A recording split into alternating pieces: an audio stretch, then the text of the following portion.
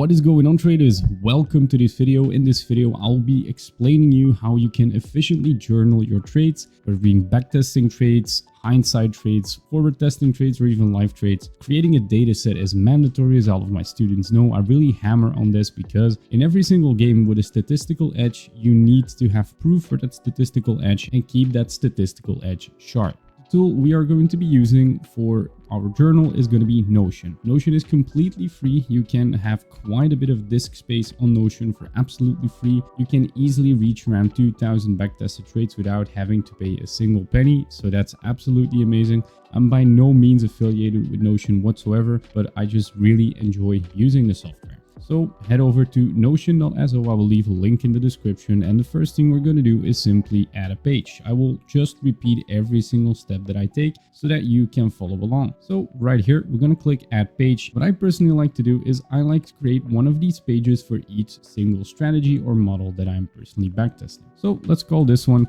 continuation model. Now we have a continuation model page. What we can do right here is we're going to add a heading, which can be heading 2. I'm going to call that backtesting. And you could duplicate this, for example, just to show you how to practically use it.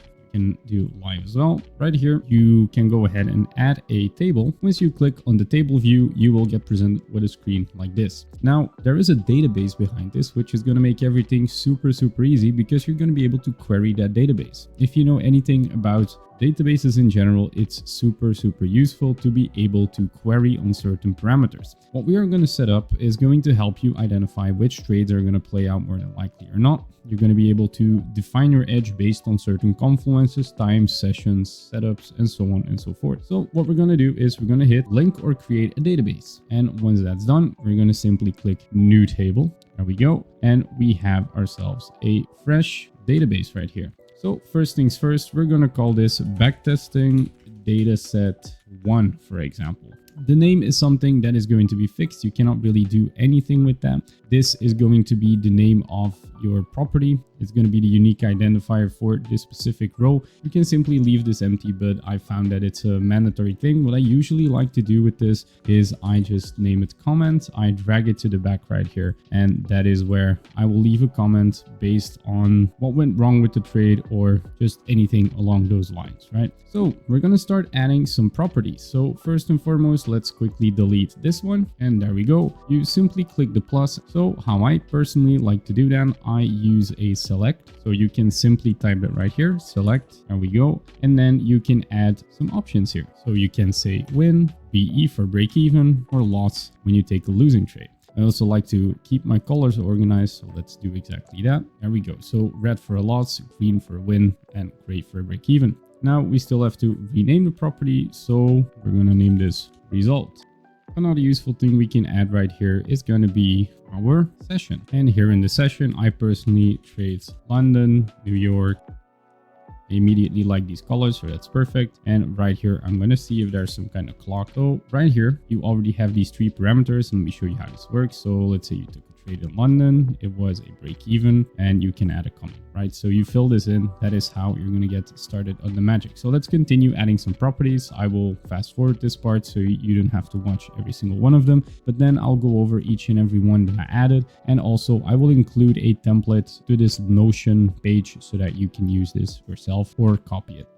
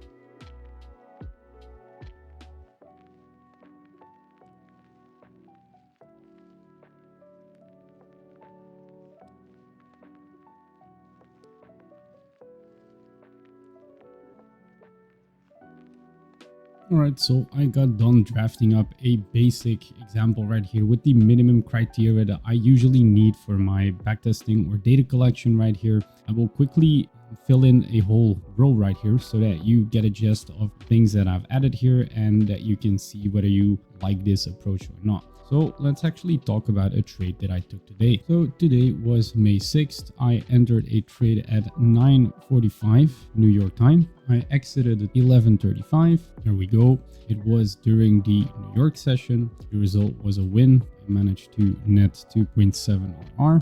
Then I will add my higher time frame screenshot. And the way I like to do this is I like to use the links. So if you go to TradingView, so as you can see in TradingView, you have this little camera icon right here. If you click that, you can get a copy link, which will basically generate something that looks like this. I paste that in, and then all that does, it creates a link. And once you click that link, you can see that it opens the screenshot right here. So you don't have to store the actual images, which will waste space in your Notion file. You can simply upload the URL, which is stored on the TradingView servers. I've never had one of these URLs deprecate before, so you should be very good when it comes to sustainability and manageability of your data.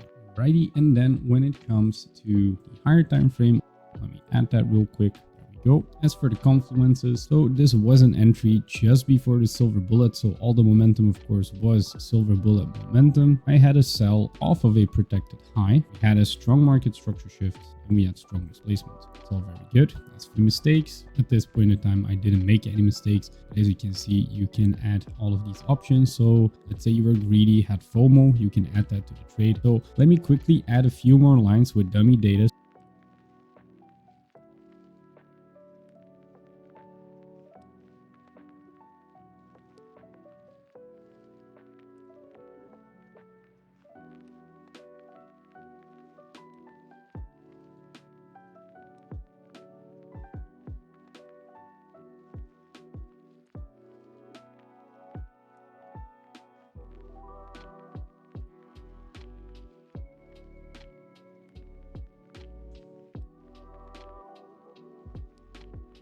Alright, so I just added a few trades. So of course the dates are bogus and the screenshots are all the same, but I'm just trying to illustrate a picture right here. So what are things we can do, for example? We can start to filter on sessions. So let us filter on the Asian session. So right here in the Asian session, we can see that we have around 5 RR in our data set. We can also grab the count of the Asian session right here. So what we can do right here is simply count all. We can see we had 2 trades and 5 RR. You can make calculations based off of that with a bit of manual work or even formulas within Notion. Not going to go in depth there. We can of course also see the New York session. So we also took 2 trades in New York and only netted 2.7 R. And then if we look at the London session, we took 3 trades and we're actually down -3. So you can already see how, and of course this is a small data set, this is bogus information, already start to see that it's very useful to, by just a click of a button, you will get an overview of which are my good sessions, my weak sessions, stuff like that. If you quickly want to analyze all of your losses, which you could also do is something like this. So you can basically filter on all the negative values, which will then of course give you a representation of all your losses. So for example here, everything smaller than a 0, and so everything smaller than 0, you can immediately see all your losses. You can also go for equal to 0 and you can